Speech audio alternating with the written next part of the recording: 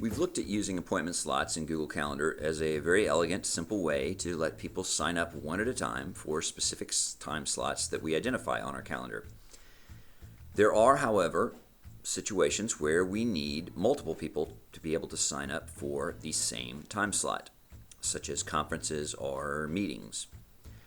So I'm going to go through using a program called Doodle to allow that. So if we go to doodle.com, we're going to click on the login button. That's right, the login button, even though we don't have an account yet. And you'll notice that they're fully Google Apps integrated. So we're going to log into Doodle by clicking on our Google account, choosing our McConnell account, and we're in. That simple. No new account names or passwords to memorize. First thing we want to do is go to Manage Account.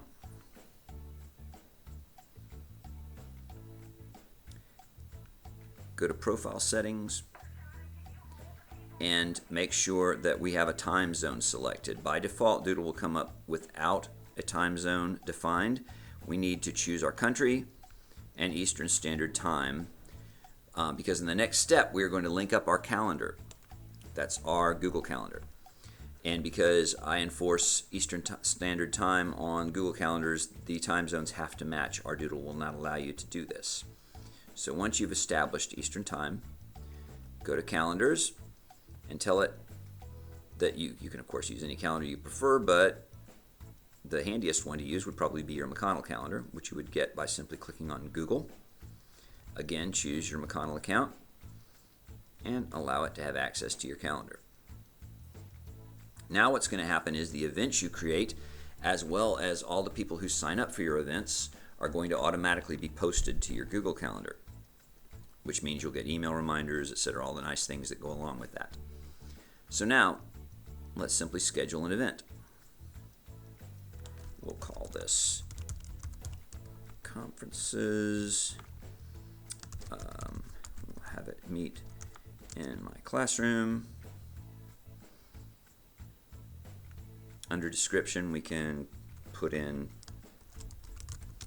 specific directions.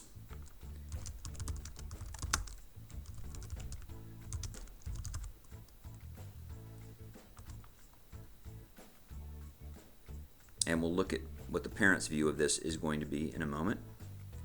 Click on Next. And now we simply choose the dates and the times we want. So let's say I'd like Tuesday, a slot to be at 8:15, another one at 9, on Wednesday, 8:45. Notice that these time slots don't have to be the same. I can customize them however I want. I can book, just like with the Google Calendar, I can choose a week, month view, however you prefer to work.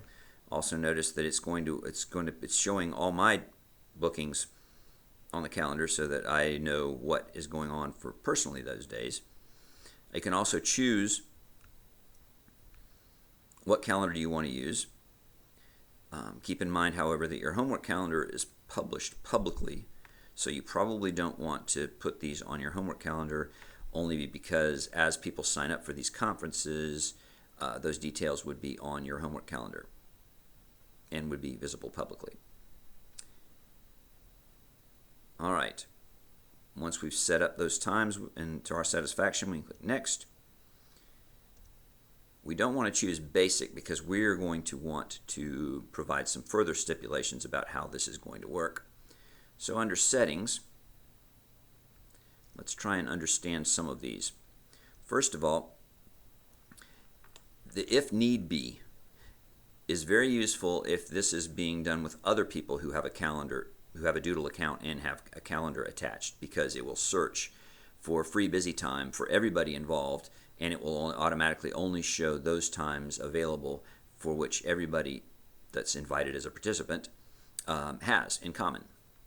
That's not going to be the case here, obviously, but we do want to probably create this as a hidden poll, meaning that each person can only see what they put in. They'll see busy if a slot is filled up, but they won't see who's in that.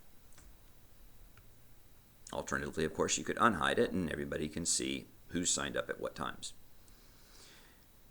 Participant can only choose one option, means just what it sounds like. That means a person can either come in and they can select many different time slots. You probably want to limit, however, each person to only choosing one time slot. The flip side of this is limiting the number of participants per option. So each time slot can have one or more participants. So let's say 4 might be a good number of people to limit for any given time slot. First come, first serves. First 4 people to sign up for a slot fills that slot. We hit next.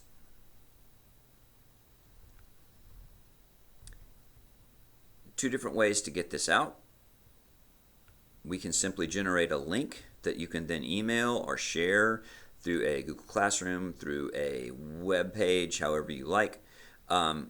Or we can only have invited people allowed to participate, in which case we have to have their email addresses ready here. So if you already had a CSV file or a group of parent contact email addresses that you could paste in quickly and easily, that might be a really useful way to do this. You can import contacts from any of these email clients. We are going to choose, however, just to generate a link that we can then share later. And we hit finish.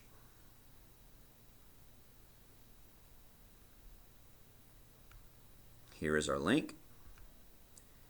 We can take this and email it, send it, share it however we like. Of course, we can still invite by email. We can even invite by Facebook post or by tweet. And then here is the administration link.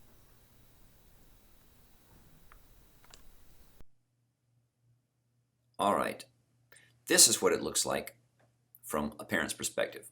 So I've just opened up that URL that I had, not logged into any account, you'll notice, and this is what I see.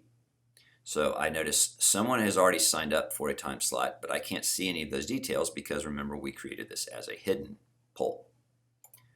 So I'm going to go and enter my student's name as was requested. And I'm going to select the time slot that best fits my schedule. If I need to add a comment, I can here. If you wanted them to do that, you could of course put that in your directions. And I hit save. And that's it. So finally, let's take a look at some of the management tools from Doodle. I'm going to go to my inbox and you'll notice that not only did I get emailed a link that I can share, I also get a history as well as an individual email telling me whenever someone participates. If I go to my polls, I can see all of the polls that I've created and the number of participants. If I select them, I can see everybody that's signed up. I can go in and delete this by choosing to administer the poll. I can see the history of everyone that signed up, and I can delete. Deleting the poll will remove, of course, the events from my calendar.